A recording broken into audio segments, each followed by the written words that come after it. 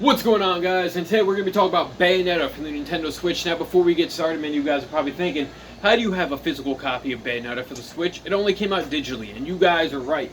See, if you purchased Bayonetta 2 for the Switch, at least the version I got, it has a digital download code for Bayonetta 1 for the Switch. And with that code also comes reversible box art. Now, if you look on the inside, it does have Bayonetta 2's box art. I've kind of switched it around just for the sake of this video because I feel like it would feel more authentic. Now, in Bayonetta, you play as a witch named Bayonetta. It's a beat-em-up game, very akin to classic beat-em-up games where pretty much the enemies show up and you just beat the hell out of them. Now, Bayonetta's a witch, and in the game you don't really do really witchy things, at least in the American sense of a witch. So it kind of threw me off a little bit. And a lot of the story is very convoluted. The game is very arcadey, and to its benefit, arcadey games, when in the right mood, when in the right environment, are very fun to play. But at the same time, this game, even on normal mode, is very challenging, at least to me. Maybe I just suck while playing this, but, you know, there's pretty much a lot of stick and move, kind of stealthy battling going on. Where in a beat 'em up naturally, you think you would just play the moves, hit them, beat them up, defeat the enemy. In this game, certain bosses, it doesn't really work well. You have to pretty much dodge their attacks before you just try to throw moves out.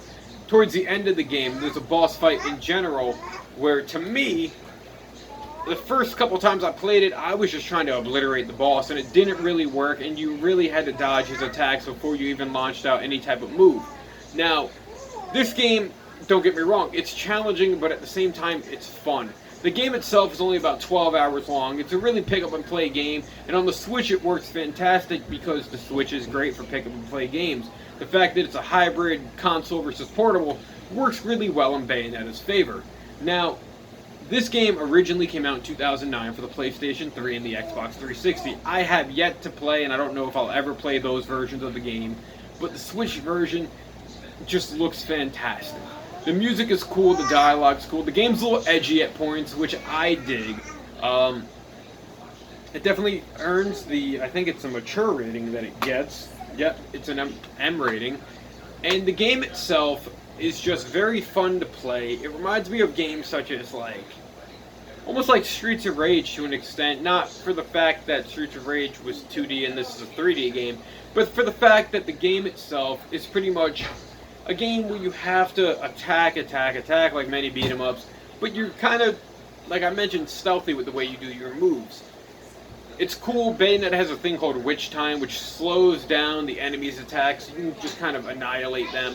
However, not always will this work. There's times where you can activate Witch Time by dodging an attack, but you won't have enough time to get to the enemy if it's a boss fight, for example, and obliterate them. So you really have to be on your toes with this game. You know, I expect easy mode to be a lot easier, but playing in normal definitely proposed a decent amount of challenge, a decent amount of gameplay for the fact that you had to think while playing. You couldn't just, as I mentioned, go up and beat 'em up.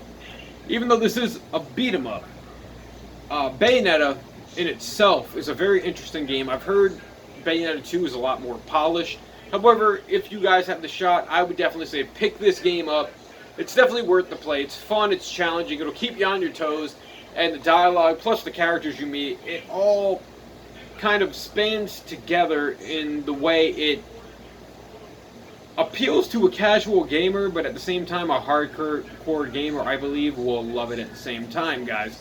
That's my quick little review on Bayonetta 1.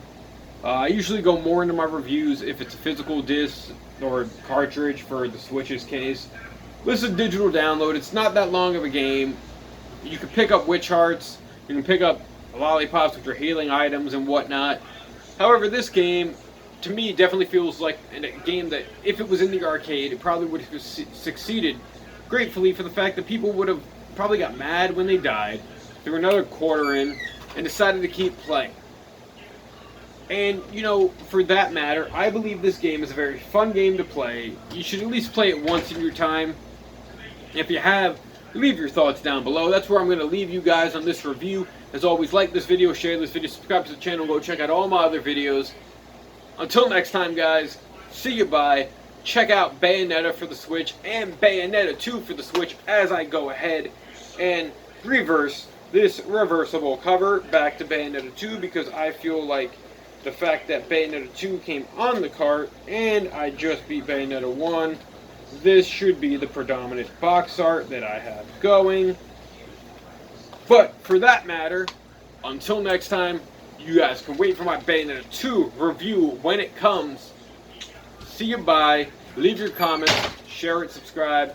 Until next time, peace out, guys.